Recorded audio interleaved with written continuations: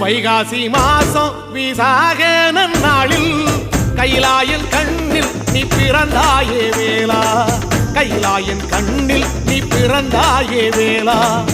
இறங்கி நாளும் உன் பழனிக்கு வந்தே, வழிபாடு செஞ்சு உன் புறப்பாடும் கண்டே. பொன்பவனி தேரில் உன் புறப்பாடும் கண்டே. நடராசன் மகராசா உன் வீடு வந்தேனே, வெளியான பாலாலே அபிஷேகம் கண்டேனே.